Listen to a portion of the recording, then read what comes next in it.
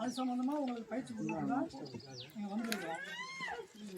அது என்ன சார், அது பயிர் வளர்க்குறது எப்படி, பயிர் சாகுபடி பண்ணுறது பற்றி தான் வழக்கமாக கொடுத்தாங்க எங்களுக்கு ட்ரைனிங்கு. இதுனா நீங்கள் காடு இதுக்கு ஒரு பயிற்சியா, காடு வளர்க்குறதுக்கு ஒரு பயிற்சியா அப்படின்னு சொல்லிட்டு நீங்கள் நினைக்கலாம். இதில் என்ன வேளாண் காடுகள், காடுகள்னால் அந்த மலையில் இருக்கிறது, மலை அடிவாரத்தில் இருக்கிற காடுகள், அது புதரு மரம் இஷ்டத்துக்கு வளர்ந்துருக்கோம், அது வந்து காடுகள் சொல்கிறோம். இப்போ வந்து வேளாண் காடுகள்னு சொல்கிறோம். நம்ம வேளாண் காடுகள் அப்படின்னாக்கா மரம் வளர்க்குறது, மரமும் ஒரு பயிர் தான். மரப்பயிர் பணப்பயிர். இப்போ பருத்திலாம் நட்டுருக்கோம்.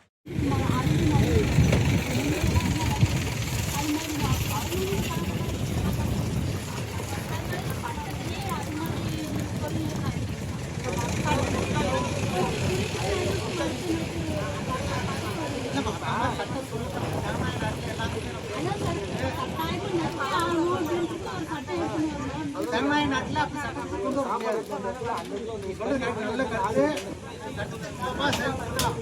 சட்டத்தின் மூலமாக வந்து நீங்கள் நினைச்ச மாதிரி ஒரு ராணுவ ஆட்சி நடத்த வந்து நான் கடை நம்ம செயல்படுத்தோம்.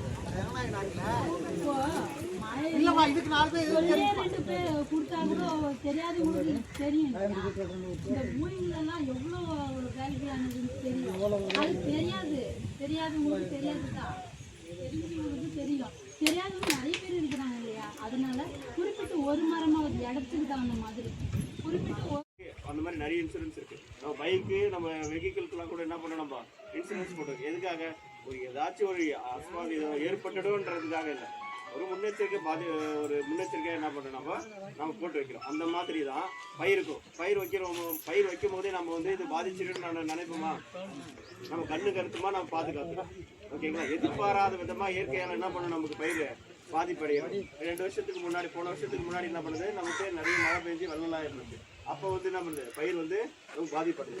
அந்த மாதிரியான டைமில் வந்து என்ன பண்ணுவாங்க, அவங்க பயிர் காப்பீடு சேர்ந்து வச்சுட்டோம்னா நமக்கு என்ன பண்ணுவாங்க, இழப்பீடு வழங்குவாங்க கவர்மெண்ட்.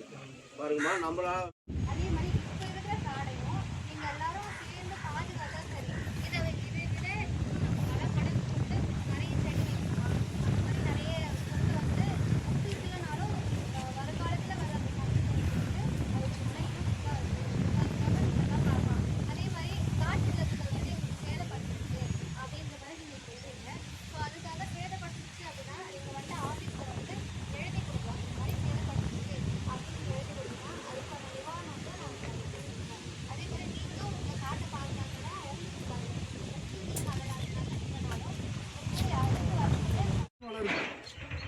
மரம் வந்து இதோ நட்டுருக்கீங்க போல, ஆனால் அது வந்து தானாக வந்துட்டு இருக்கு.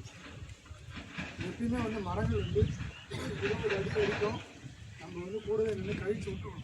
யாராவது 20 அடி வரைக்கும் கழிச்சு விட்டுருக்கீங்க சார்? மரம் கழிச்சு வந்து 10 வீடு சார். இந்த கிராமத்தில் எப்போ கழிக்கணும்னு கழிக்கணும். அதாவது வந்து கழிக்கக்கூடாது. ஈரம் இருக்கும்போது தயவு செய்து மரத்தை வந்து கழிக்கணும், கழிக்கணும். ஏன்னா ஒரு மரம் இருக்குன்னா கரம் போயிடுச்சுன்னா தண்டுக்கு வந்து வேல்யூ போயிடும். அதை வந்து தயவு செய்து இப்போ இருக்கிறத பாருங்க, அப்படியே பின்னாடி திரும்பி பாருங்க, 2 மரம் இருக்குது, 3 மரம் இருக்குது, 4 கிளை இருக்குது. அது மாதிரிலாம் இருக்கக்கூடாது.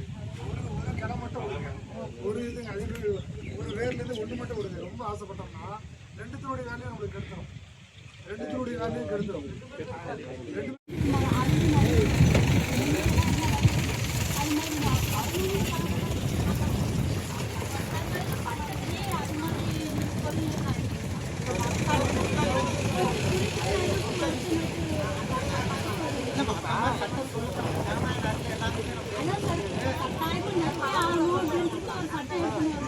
தமிழ்நாட்டில் அப்படி சட்டத்தை கொண்டு வர முடியாது.